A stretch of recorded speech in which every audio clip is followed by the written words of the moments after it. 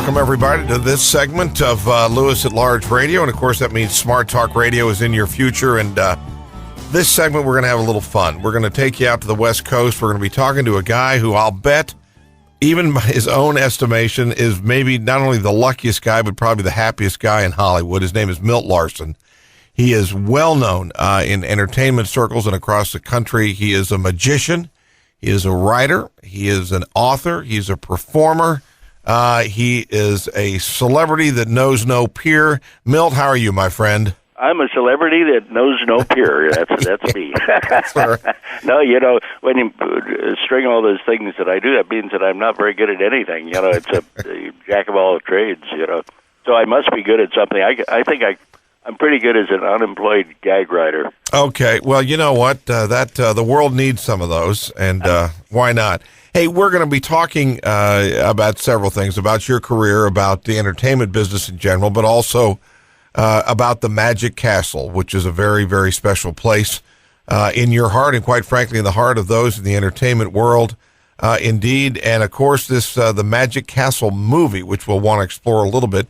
But let's do this, Milt. For those that are not, if Milt Larsen is not a household name in some of our listeners' households, share with us a little bit. How did you get into the entertainment business in the very beginning, and what drew you to it?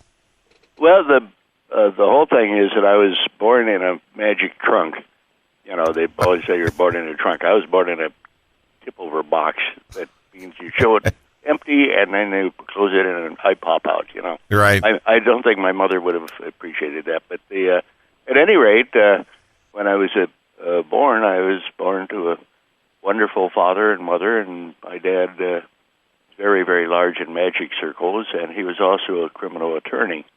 So it was kind of an interesting background. And my mother went on to be the magic lady on television, and we were the Larsen family of magicians at one point. So I just grew up in the magic environment. Every time I meet anybody, it was always a magician. I never knew anybody in the world except magicians, which is a pretty good idea, actually. Yeah. But at any rate, so it goes back to my childhood and a childhood of magic, and then we, the usual growing up stuff, and even through the thing of as I said, we were traveling with the Family Magic Act, and then the World War II broke out, and you remember that one? It was in all the papers. Yeah. And after that, during that, my dad bought a very large magic company, and we had to not travel, so we went into the magic business. And when I was a kid, I grew up in literally the kid in the candy store. I was a kid in the magic store. And with all that, grew up surrounded by friends in magic and celebrities, and then both my brother and I went into the wonderful world of television and radio. And Bill was a producer at CBS, and I was a gag writer. My longest claim to fame was Bob Barker's Truth or Consequences. Right. The audience participation show. There was gainfully employed for 18 years doing that. Milt, would you have preferred to be doing nothing but performing magic versus being a writer that way, or did you like the diversity? Well, what I really wanted to do was my dad advised me one time. He said, main thing is to decide what kind of work you're going to be out of the rest of your life. And that kind of rang true. And what I really want to do is be a writer, a comedy writer. So, and not an author. Now I've got the book out and everything. I think I'm an author. Well, I'm not. I'm just a happy writer.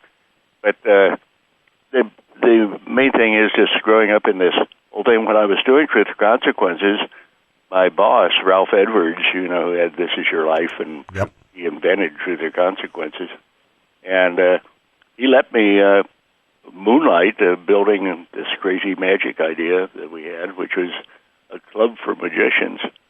And that all came about because I was sitting high in my office overlooking this old house in Hollywood, which is really only a block from the Academy Awards Theater and Hollywood Boulevard, but it's up on a hill. And, most cities don't have hills in the middle of their town, but Hollywood does, and it's where the Hollywood sign is and all that stuff. And so at any rate, I found this old house, and it was, at that time, a 50-year-old rundown mansion, but it looked like it fell out of a old Charles Addams cartoon, Right. The owner he didn't really know what to do with it. He bought it because he was buying a property around it for a hotel on the top of the hill. And so I met him, and he didn't want to sell it, but he said, well, maybe we could do something with it, and made a lease arrangement with him and started hammering and sawing. That's another thing in my life. My grandfather was a master carpenter. He loved it, and I loved woodworking and following the magic shop of Mr. Thayer, who built the Thayer Magic Company. He was a magnificent wood turner, and so I always liked that. And I always liked restoring things. If we had a house, an old house, and I'd go out to wrecking yards and find stuff. So the castle kind of evolved with a bunch of friends of magicians and things, and a guy with a passion for restoring old buildings. And 50 years later, here we are, Well, if you just joined us, shame on you. Yours truly, Warner Lewis, here from the flight deck of Lewis at Large Radio, talking to a genuine gem, Milt Larsen, a magician, entertainer, writer, author. Probably, I'm going to guess you got kids, right? You're probably a pretty darn good dad too. I would bet. Oh yeah. Hey, here's one, and then we'll get back on track again. What in the world would happen if Milt Larsen would have been born in Dodge City, Kansas? What would have happened there? You are absolutely born and bred for Hollywood. One of my dear friends who was our managing director of another enterprise I did, the Variety Arts Theater and Variety Arts Center in downtown Los Angeles, and he lives in Wichita, so he's probably listening to your show, Richard Mentzer.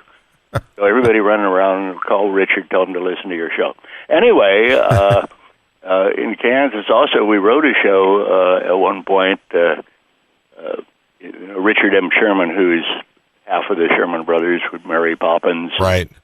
It's a Small World, the most dreaded song in the world. And at one point we did a show called Victory Canteen, which is in 1972, I think, but a World War II musical. It was the Sherman Brothers music, and Bobby Lahr and I wrote the book. At any rate, the reason I mention all that, it all takes place in Wilkieville, Kansas.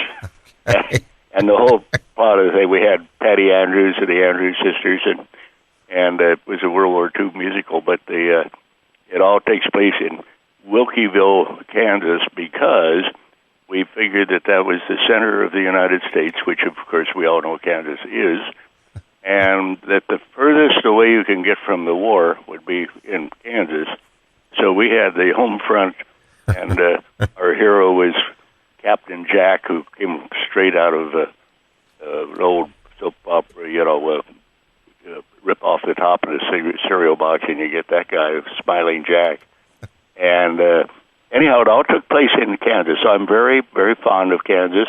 The show, unfortunately, was written about 50 years ago, and it's sitting on our shelf someplace, but I wrote a screenplay for it, which is also sitting on a shelf someplace. Oh, we need to maybe we need to shop that thing to some independent filmmakers. But darn right, if somebody an independent filmmaker in Kansas wants to do a great musical, it's now called Wings Over Kansas. Okay. Well, Milt, you again, you've worked deeply in television, on the stage, with musicians. All of them have their place in the exact right venue and the exact right way to deliver, to be the most powerful. Magic is something, though, that seems to, in your opinion, how is magic best for the performer and for the audience? Best live, on film, on television? What's the best way to deliver good magic? Well, the thing is that magic, you cannot put the imp in the bottle. I mean, it is just... it's more of a philosophy. It's letting the viewer, and I don't care if it's viewing it live or on TV or a movie or whatever it is, but you get to crawl through that little keyhole in Alice in Wonderland and find out what's on the other side. And magicians do that all the time. They stir your imagination. They get you going. And, most people, unfortunately, just to get up to the first door in life and it's closed and they're afraid to open it. And magicians want to see what's on the other side. And on the other side, there's lots of doors. And they open all the doors, and those are more doors. And it's kind of scary, but that's the way it works. And I think to nail it down to what it is as long as you can, particularly in today's world, I think you need to escape once in a while. And, just clear your mind and say, okay, it's not bad to live in a happy, friendly place for a while. And they do that at the castle all the time. When you go to the Magic Castle and enter the castle, you find yourself in a reception room with no exit, and identify yourself as being a guest, being there, a member of the club, or having a guest card, however you do it. And then you go over to a little carved owl in a bookcase and say, "Open Sesame." Oops, that's the secret word. I shouldn't have let that out to your audience, but that is the word. Anyway, you say "Open Sesame," and the wall slides open, and then all of a sudden you find yourself in this marvelous old Victorian mansion that looks like a millionaire's mansion back at the turn of the century. And that's the game we play there, incidentally, it's always a party every night with Victorian elegance and all that sort of thing. So that's fun. But the thing is that once you go through that door, you're in this land where there are all the magicians doing magic you can't understand, and you can be there all night. And we kind of hate to turn people back out into the parking lot where they get their cars and go back to the real world. Right. But I think that is probably the loopiest answer to a direct question I've ever. No, that's okay, because the whole field of magic. I think we've done 600 some shows of this. We've talked about magic maybe once or twice, and it's always in reference to something in the past. And what I'm curious about is, again, because of your perspective, with so many movie and video special effects and so many things that we now are accepting of, so many things that we see as just, well, that's just a special effect. Is it possible that this threatens real magic? Because there is nothing better than well done magic. And I'm wondering whether it's not fading away, but it seems like magic as an entertainment medium sort of comes in waves. It wanes and then it gets popular again, then it wanes and gets popular again. Well, the thing is, the old days of a magician wheeling a box on stage and sawing a lady in half are kind of, they used to have a train with box cars that carry 1 million props, and the magicians would do it and do whatever they do. Those days are gone forever, but the difference is that when you see a movie today, I was watching a really old picture back from the 30s the other day, and you realize that all those people running around are real people. And today, when you look at it, you could have 1 million warriors all hitting each other and realize there's probably only 4 of them. They say, well, that's great. The technology today is brilliant. On the other hand, you go to the Magic Castle, one of our most popular rooms, and always has been. It was built on the concept of close-up magic, and that's where a magician will be maybe 1 foot from you and do something that is totally impossible. And you know it's impossible. They don't have trapdoors in their hands or whatever it is, and that's real magic. But I think, again, the theory of magic is no matter how it's done. I totally believe we also do a stage show annually. It's in different cities all over the West Coast called It's Magic. We've been doing that for 55 years, for God's sake. But the thing with that show is there's all forms of magic. There's the big illusions, and there's a ventriloquist sometimes, or a juggler. That's part of magic, and the manipulator, and the beautiful, the comedy. So magic is more than just putting somebody in a box and sawing them in half. But the thing is that what we do in the Magic Castle and what we do do on our stage shows and things is you know you're in the audience watching a live performance, and that's real magic. And I have nothing against digital magic and bringing it to life with some of the great effects, because that is entertainment too. It's a different form of entertainment, and we know, as far as I'm concerned, I hate there was a guy on magic or on television exposing magic, and terrible show, and a terrible person. We don't like him at all, magicians. Yep. But at any rate, they do that sometimes, showing how a movie's made. And I want to, if somebody falls off the top of a 70-story building and falls to his death, I don't want to see him falling on a bunch of cardboard boxes and mattresses. I want to assume that the guy's splattered on the pavement, Sure. So, there's something to be said for the illusion of movies. We're making a movie. We're in the midst of preparing to make a movie called The Magic Castle, and it'll be a 20th Century Fox big motion picture with lots of effects. It's directed by McChee, who did the Charlie's Angels features, and right. Fantastic director. And believe me, when you go in the Magic Castle in the course of this movie, you'll see magicians, but then it kind of gets loose from there, and it goes into a fantasy world. And I can't say too much about it because it is in preparation, and films change from the time the first treatment is presented to the time the last foot of film is done. So I really can't tell you how it starts or ends, but I can tell you it's going to be a heck of a picture. But what I'm saying is that, of course, that's going to be a lot of fantastic otherworld scenes and things like that. But if you go to the castle, the real, genuine, physical castle in Hollywood, you'll see things that are equally baffling. They may just be close-up magic as opposed to opening up the universe, And we're talking to Milt Larsen, long-time magical icon, entertainment world member extraordinaire, has written for television, has performed on stage, has performed magic, has written songs, pretty much done whatever he can to stay out of a real job, and thank God. Oh, yeah, I do a terrible magic act. I grew up in magic, and my father and mother and brother were very, very well-known, dignified, wonderful magicians, and I was kind of the black sheep, so I do an act from time to time. I'm the opening act for the Amazing Jonathan in Vegas anytime he wants to be. Yep. Wants me to do it, and I want to go lose some money in Vegas, but it's an act where everything goes wrong. There was a wonderful comedian magician by the name of not Blackstone. He was a great magician, the great Ballantyne.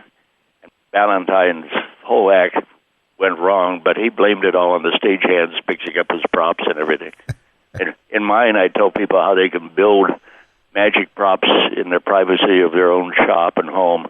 And, of course, everything that I explain won't work and break things. It's just an awful act. So I'm a disgrace to the magic industry, really, is what I am. But other than that, yes, I am an entertainer, I suppose, because people laugh at it. What do you like doing more? Do you like if you could wave a wand, would you like to be a great musician or magician and have people oohing and awing, or do you like to make people laugh? Quite honestly, I love everything I'm doing. So I love making people laugh, and I think laughter is the antidote to any problem in the world. If you can say, well, it could be worse, count your blessings. Here you go. Everything is bad. But on the other hand, what's wrong with looking for the silver lining and all those things that come from songs, So I really believe that, again, I guess one of the reasons I've done a lot in a lot of different fields is, in a sense, they're all tied to this. In my book, I liken it all to being on a train ride. And the track is magic. I never get off that track too much, But at the same time, I've created 3 kind of institutions with old theaters, and Caesar's Magical Empire in Las Vegas was one of my things, and theaters, British Music Hall. They're all totally diverse, and yet they all come back to magic. And the light at the end of the tunnel is still, where is it going? Where is it going? Because to me, I'm the donkey that follows the carrot, and if the carrot falls off, I want somebody to put another carrot on there because I got to have something to do.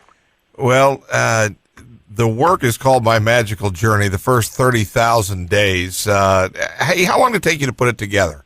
30,000 days. Yeah. You drew from experience. Dick Sherman and I, when we write a lot of songs together because Dick, of course, wrote primarily with his brother Robert, unfortunately passed away last year. But over the years, we've been dear friends, and we wrote like comedy songs. We wrote a whole album called Smash Flops, songs that would have made it if it hadn't been slight twists of fate, like Bon Voyage Titanic and stuff like that. So, but in what I was getting to is in songwriter, Nick has been asked many times, how long does it take to write a song? Well, we did do a song the other day. We were having lunch, and on the cocktail napkin, it's the kind of lunch we have, but literally we wrote a song before the check came at the end of lunch. But the idea is that song has been in progress for the last 30,000 days because you take everything you know in life, and whether you write a book or whether you write a song or a letter to mother, it doesn't matter too much. It's all what you've learned in life and putting it down on a piece of paper, or these days you don't even need the paper. You just get your little iPhone out and talk into it, and it'll write it for you. But I guess the whole thing is that how long does it take you to write a book? This is my 4th book. This one is more of an autobiography, and the others have been anecdotes about the castle and things. They're all kind of diverse in various ways. But still, I don't consider myself an author. I consider myself maybe a chronicler. And, just letting people know that it's out there. They can enjoy it as much as I have. And I think that's bringing happiness into the world. If somebody picks up my book and reads it and says, hey, that guy is not very good, and I can do that, then I've brought something into the world. So if Milt Larsen is the bar, you're saying it's possible others can do it as well. Darn right. I'm the bar, and a lot of people can climb over it. Well, Milt, as we start to kind of wind down here a little bit, you've touched almost every entertainment venue and genre in Hollywood. As you look around these days, do people still want? Is their demand or their desire, what they want out of entertainment, the same as it was when you started? Or are we all still pretty much the same people? I think so. I don't think people have changed, maybe a little bit since the caveman days, but not much. And I think people are still people, and people want to be entertained, and people want to forget the bad things in life and go to the happy things in life. And I think as long as that exists, there will be audiences for magic and movies and music and everything else. It's you don't want to sit there with your head in the sand and look around and see what's out there and say, oh, why not enjoy it? And I think, unfortunately, there are a lot of people that, maybe they have a bad marriage and then they get some children they don't like, and they go to a job they don't like, and they want to retire, which they do, and then they play one round of golf and pass away, and that's about it. And I think that everybody in the world should look for what's beyond where you are. Investigate how it would be fun to do things. Go out and have a good time, and then you'll be around forever, like I am. 30,000 days later.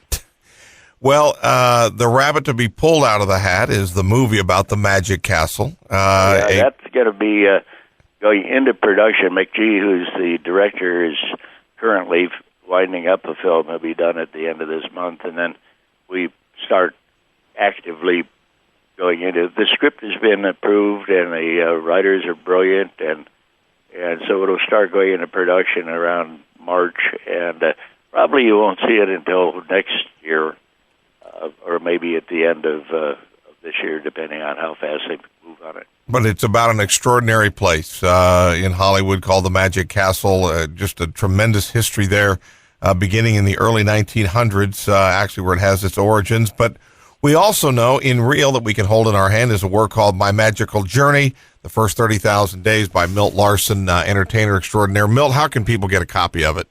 Actually, a good way to do it is just go to our Magic Castle website, which is www.magiccastles with Magic Castle with a 2 C's in the middle.com, and there they find out all sorts of information about the Magic Castle. But there's also, believe it or not, a gift shop. I mean, we learned that from Disneyland. We figure we've got to have this gift shop in our club.